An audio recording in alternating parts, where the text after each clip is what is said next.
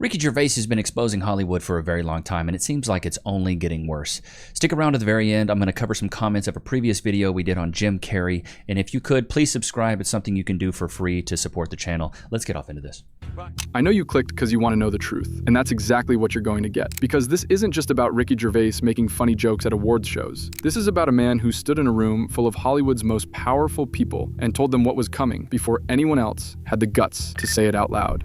By the time you finish this video, you're going to see exactly which names Ricky pointed at, and why those same names are now keeping a very low profile. You're going to see the pattern, and once you see it, you won't be able to unsee it. He kept asking you back to do those awards, and the actual actors and actresses in the audience, they looked terrified at the idea of you mentioning their name. Did you feel that? I did, and I noticed it the first time. I didn't get it. Like, one of the first ones I did, people would come up and say, "What are you going to say about me?" I think, why do you care? I only go after their public behaviours. I don't, you know, expose anything about them or, you know, nothing that bad. What made you think, you know what, I'm just going to hammer them? When they said, do you want to host the Golden Globes? All that stuff I said in the show was true. I said, oh, I'm going to write my own jokes. Right? And I thought, who do I pander to? The 200 richest people in the room, or the 200 million people watching at home who aren't winning awards, who aren't millionaires. But before we get into the names... I mean, that's so true. Like, if you're going to pander to anybody, pander to the audience. Don't pander to the 200 richest people. I mean, unless you want to, you know, be like a Kevin Hart or Dwayne Johnson, so in which you could go and, you know, make your entire career that way. But I don't know. I just feel like I'm a man for the people, in which I like it that way. Oh my God, there's Jeff Ebb. And what he did, but the thing that only matters is he died in prison, and the official story is suicide. And a lot of people, including Ricky Gervais, have never bought that story. The Epstein files are court documents, FBI records, and flight logs that name the people connected to him. Here's the problem. A huge chunk of those files are still sealed or covered in black marks. We're talking 70 to 80% of some documents still hidden from the public. So when people say a name isn't in the files, that's not the full picture. There's a lot we simply haven't been allowed to see yet. Right now, the files are slowly being released, and Epstein survivor Lisa Phillips went on live TV and said she has her own list. She looked straight into the camera and said she knows exactly who was involved, and she's not afraid to say it. Transparency is justice. Release the files, end the secrecy, and stand with us in declaring that no one, no billionaires, no politicians, not world leaders, is above the law. And then there's Ricky Gervais, a British comedian and writer who hosted the Golden Globes multiple times and used every single one of those stages to fire shots at Hollywood, through jokes, punchlines, comedy. But as you're about to see, those jokes were never just jokes. The man who said it first. Let's go back to the 2020 Golden Globes. Picture the room, Hollywood's biggest names, all dressed up, sitting right there. And Ricky Gervais walks out and tells them all on live television that Jeffrey Epstein did not himself. He came out hot. The whole room went silent. You could feel the tension through the screen. And Ricky, he didn't flinch. He didn't backtrack. He basically... because you know he didn't, bruh. You know he didn't. Put a one in the chat if you agree. You know he didn't, bruh. Looked at the room and said, I know he was your friend. I don't care. I know he's your friend, but I don't care. You had to make your own way here in your own plane, didn't you?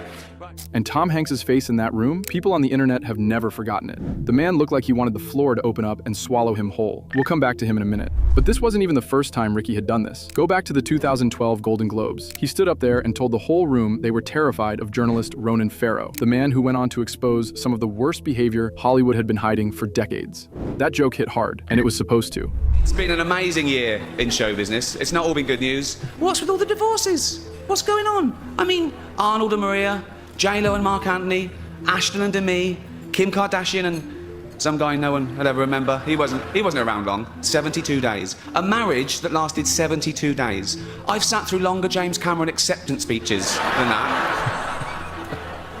Other celebrity scandal. Justin Bieber nearly had to take a paternity test. What a waste of a test that would have been. No. Here's what Joe Rogan said about all of this. And when Joe Rogan gives someone their flowers, you listen. He said Ricky isn't up there telling jokes for claps. He's using comedy to say the quiet parts loud, to slip the truth right past you before you even realize what just happened. The idea that a guy actually had a island. I mean, that's what Ricky Gervais was joking about last night. Did you watch that? Hilarious. Of course he was. No, but I did see the one clip that somebody put on the internet about him saying, don't virtue signal, just come out here and get your little prize, go off, because nobody cares about your opinion. I was like, thank you. Ricky Gervais wasn't I mean, it's so true. I don't know about you guys, but when I see these celebrities giving their opinions on stuff, I'm like, you're so disconnected from reality. Like when Billie Eilish went up there and like, you can't be an immigrant on stolen land. Stupid. Like, she's so stupid, bro. 3 brain cells fighting for second place. Our IQ could freeze water. And so when I heard that, I was like, you're so disconnected from reality. You're sitting in a $15 million mansion. You could let all these people move in if you wanted to, but guess what? You didn't. And guess what you didn't do is you forgot to go download free cash. Scan the QR code, click the link in the description. You can get $10 on me. I got a guy in the Discord that's made over $2,000. And freecash.com, you can play a slew of different games. 17 minutes average time to earn your first cash. $26 average withdrawals yesterday. Slew of different games. You can get paid out same day if you want to. I'm getting you halfway there by giving you $10. So don't ever say Loki and I have never done anything for you guys. Let's get back off into this. Performing. He was warning them, and everything he pointed at is now unraveling right in front of our eyes. Tom Hanks, going quiet at the worst possible time. Now let's talk about Tom Hanks, because great actor, but there's something fishy with this man. He smells like a can of sardines. It's so fishy. His face during that Epstein joke at the Golden Globes became one of the most talked about moments on the internet, and people are still talking about it. Here's what people are pointing to. A quick Google search will tell you his name isn't front and center in the files. But remember what we just talked about. 70 to 80% of those documents are still redacted. The absence of a name right now is not a clean bill of health. It just means we haven't seen everything yet. Hey guys, so Tom Hanks is in the Epstein files. Yes, and it seems to be pretty significant, as I will describe. So in this first example, it sounds like Tom Hanks was hanging out with Epstein. Let's go over what happened. So this is an email from Peggy Siegel to Epstein from 2013, well after Epstein's conviction, by the way. Peggy Siegel was the publicist for Epstein who had offered to bring Epstein back little boys or girls from a trip. And Peggy Siegel says to Epstein, if Tom Hanks is around, tell him his Walt Disney is a bit hit. I think she meant to say big hit, but it sounds like Tom Hanks may have been hanging out with Epstein around, I guess, this Thanksgiving time. Really sketchy. Remember that Epstein's first conviction was in 2008. This email is from 2013. And despite what people are trying to say, it was very well known that Epstein was a convicted offender of you-know-what. Let's talk about the other places that Tom Hanks appears in the Epstein files. Oh wait, quick note on that first email. It was addressed to someone named David, who was apparently right off the coast of Jeffrey's private island. There are also unverified claims circulating online.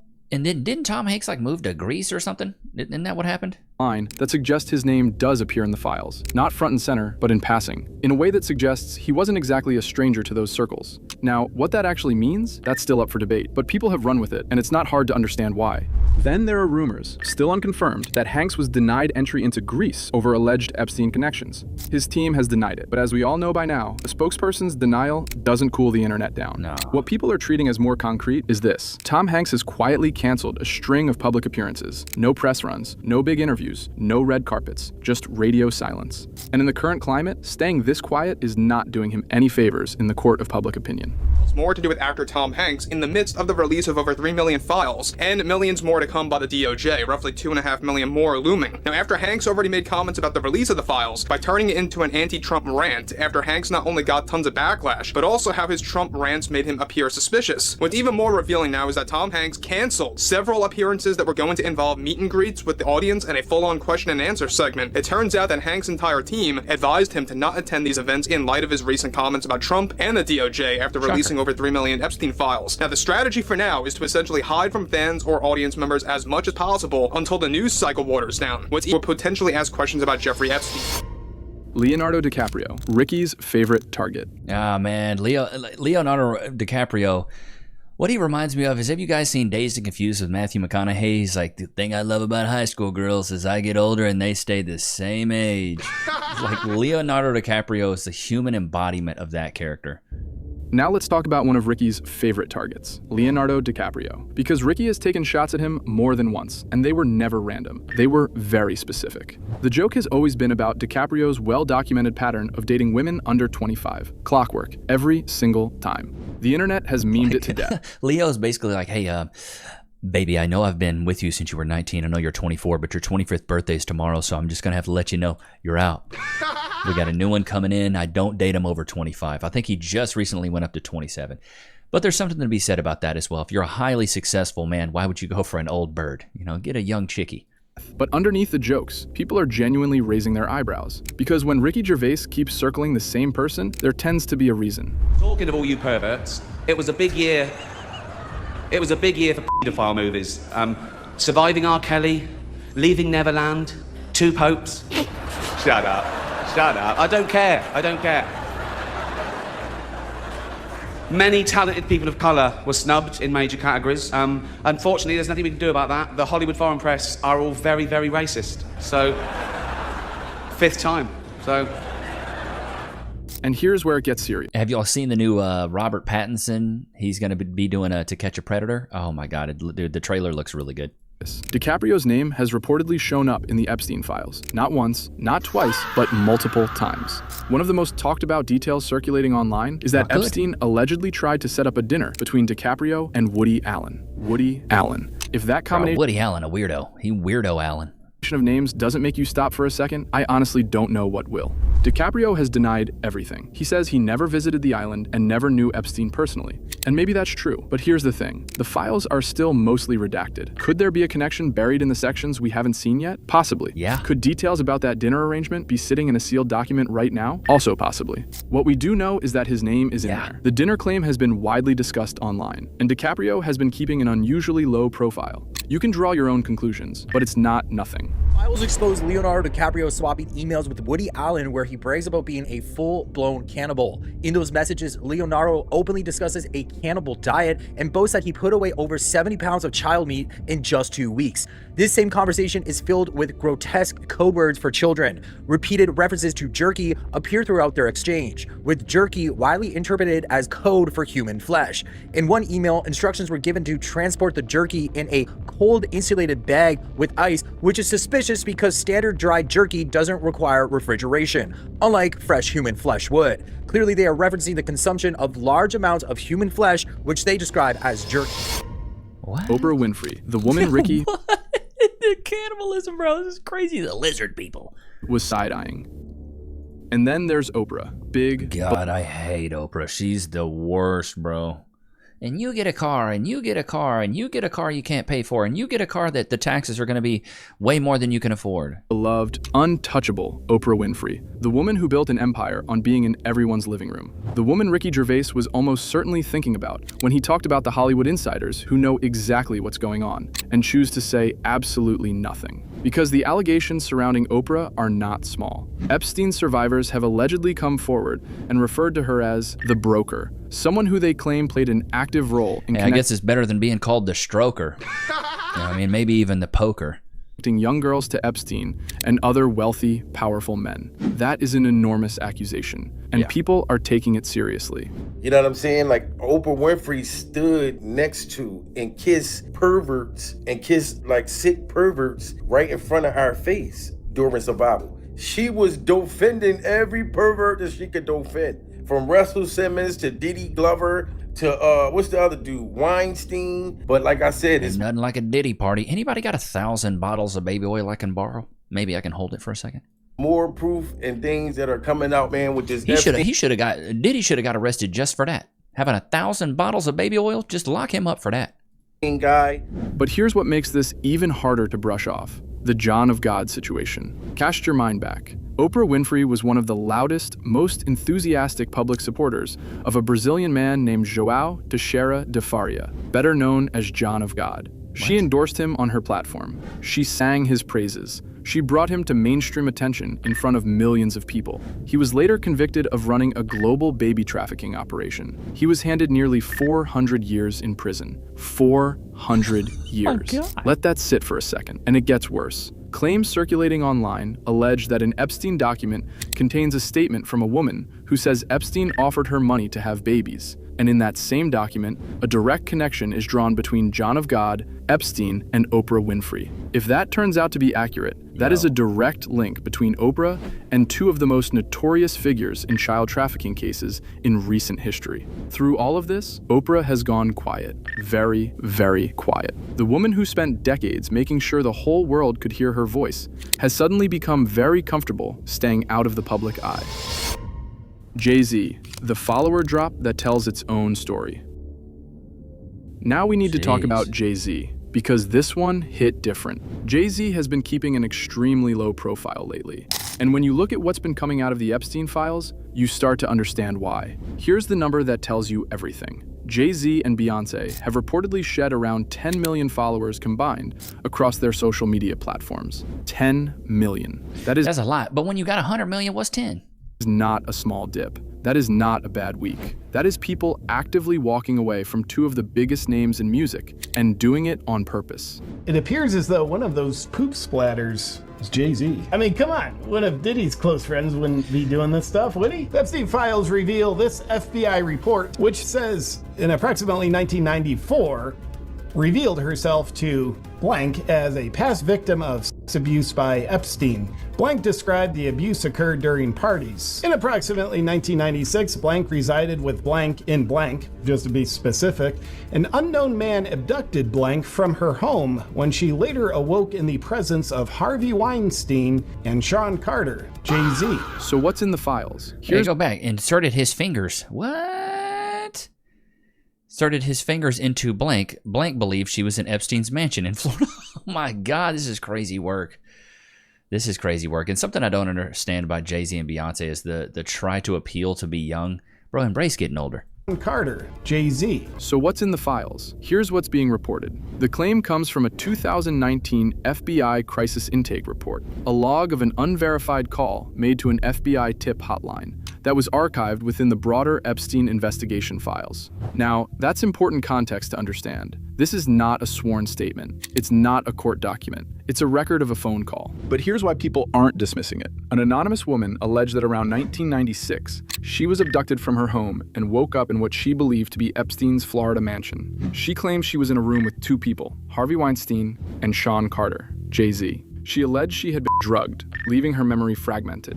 And she claimed that while Jay-Z was present in that room, Harvey Weinstein sexually assaulted her. That is a devastating claim. And yes, it comes from an anonymous, unverified tip. But given how many claims once Didn't Harvey Weinstein get like 50, 60, 100,000 years? Didn't he get a bunch of years? And it's always funny when these guys go on trial, they try to seem crippled to get a little bit of a sympathy vote. Like now he's in a walker. Called unverified have slowly turned out to have legs, people are not letting this one go quietly. The follower drop alone tells you the court of public opinion has already started deciding what it thinks.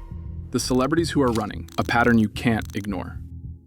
Ellen DeGeneres she's a runner now. She's a runner, she's a Now here's where everything connects. Ricky Gervais wasn't just calling out individual people. He was pointing at a whole system. And right now, you can watch that system panic in real time. Because it's not just the names in the files. It's what the people connected to those files are doing right now. And when you look at the pattern, it's impossible to ignore. I can't even cry during this survival episode because it's like Oprah Winfrey, she had these allegations going on for years, you know what I'm saying? And it's just very, very hideous and traumatizing to know that a lot of these things are starting to come out to be true. Richard Gere just sold his massive compound in Connecticut, and he sold it at a loss. A multi-millionaire selling below what he could have gotten. Why would anyone do that? His team says he wants to be closer to his wife's family in Spain. Sweet story, but you don't panic sell a dream home unless you need to move. No. He trying to get out the States, bro.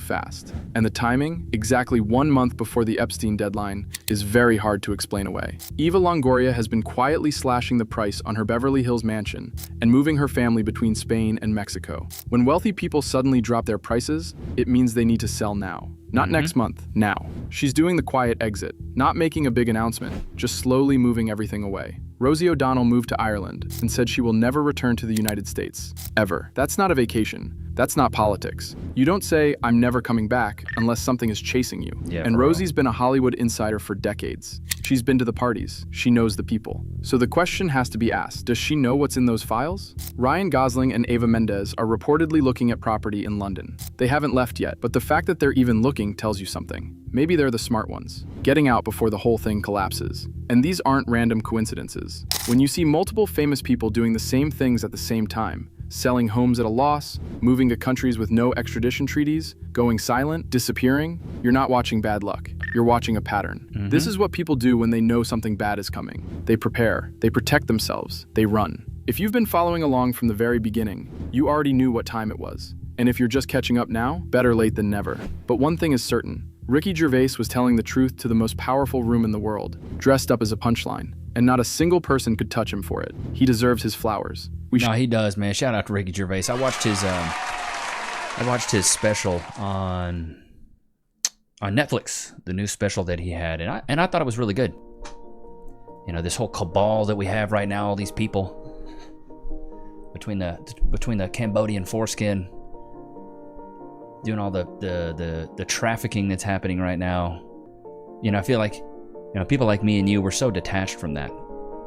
You know, the fish I gotta fry is, what errands do I have to run this afternoon? I'm not running a cabal, you know. But these people, they really want us to think it's all okay, it's all good, don't worry about it. But I always, even as a kid, I always thought, how do these people get so freaking filthy rich? It's because you gotta sell a piece of yourself. Put a 1 in the chat if you agree. You have to sell a piece of yourself. Or something that you love, you have to give up to get to this level. There just has to be a catch. There's just no way that you can get all this fame, these riches, money, notoriety, and have to give nothing in return. And I always thought it was suspicious when I would see actors just come up out of the woodwork, out of nowhere. Look at Zendaya. She was a nobody. She's an okay actress. I think she's all right. She's in every big blockbuster movie now. She's in Spider-Man. She's in freaking Dune. She's in, what is she in now? She's in The Odyssey. She's in every big major Hollywood movie now. Do you think that's a coincidence? Or do you think she's just, her acting chops are just so good? I bet there's people in local theaters that are better actors than she is. But she's getting the role. What does she give up? What does she sacrifice? That's what I always question. When I see these people that aren't really great actors or actresses get all these opportunities and get all this money. And now it seems like, and put a 1 in the chat if you agree, anything that has a number tied to it can be purchased. You want a certain amount of views, you can buy them. You want a certain amount of subscribers, you can buy them. You want a certain amount of listeners every month or spins on a record, you can buy it.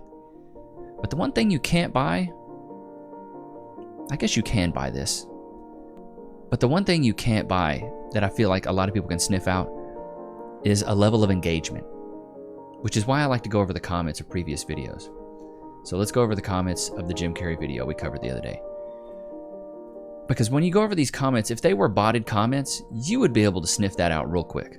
Because it would just be all support. A lot of the stuff you guys put in there, I remember at one point in time, everybody thought Jim Carrey, it's absolutely hilarious. So let's get off into it. Jim Carrey wasn't crazy, we just weren't listening. Crazy how the Truman Show is our lives. I'm tired of Hollywood telling me what I want and what I like. It's a shame that we had Jim Carrey. Oh, I think we already went over a lot of these comments. Let's just scroll down, see if we can get some other ones in. Here we go. It's one thing that I think we're all in the Truman Show, and we all are the starts and need to snap back into reality. I just realized the dog is not even there. It's just on a loop. Yeah, Loki's playing with baby Nichs and Cass, but he's a pivotal part of the show, so I have him there. The Arsenio Hall episode was legendary. He played a guy named Jim Carrey. My favorite movie with Jim Carrey is a movie he did in 1985 called Once Bitten. Holly Weird. Jim Carrey's gone. There's a guy coming out to pose as Jim Carrey, but doesn't even look like him. I never thought he was nuts, but if you go deep, it's hard to get back. I remember watching this with my grandfather when it came out, and I was 8, and I remember him laughing at stuff I didn't think was funny, but later on in life, it was pure gold. My 3 dads were alcoholics and or drug addicts. I struggled as a child, but God has always helped me. Been my hope and strength. Jim Carrey is my childhood, along with Chris Farley, all thanks to my Faja. Ace Ventura was the first movie I saw in theaters. I was 4 years old and brought my dad, of course. Carrey will always have a special place in my heart. World of Color, shout out to this chick, 2.94 million subscribers. She's been showing so much love to the channel. Why aren't y'all subscribed? You've been watching this channel forever. Come on, guys. Mel Gibson was also seen as crazy. Yes, he was. Yes, he was. You put yourself in superstar class. Got to keep him up with the milk prices, son. That Who's Line reference. Oh, yeah, you saw that? Where everything's made up and the points don't matter. Not stand up, sit down. Jimmy's one of the greats. Eternal Sunshine of the Spotless Mind was an ace film, yes. Levi, chat, should I do some stand-up? Levi, please say yes.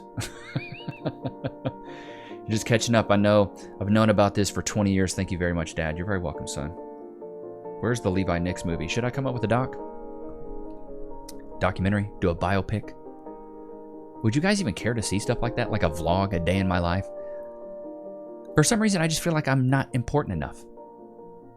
I tell people all the time, I've had a couple people reach out to me. It's like, you should do a vlog series. You should do a reality show. I'm like, man, I don't think people care. I think people really just care about the topics I cover. I don't think you guys care enough about who I am personally. Or would you guys watch that? Would you guys watch vlogs? Would you guys watch a documentary style show? Would you go like a reality style show? Would you watch that? I don't know. Maybe I'm an idiot, but I feel like you guys wouldn't. I feel like you guys are like, I like the topics that you cover, Levi, and just keep it at that. Which is why you guys show up every day. because I bring the hard-hitting news. But I hope you guys enjoyed today's episode. Don't forget to like, comment, subscribe. It's always good to have you guys out, man. Until next time, peace.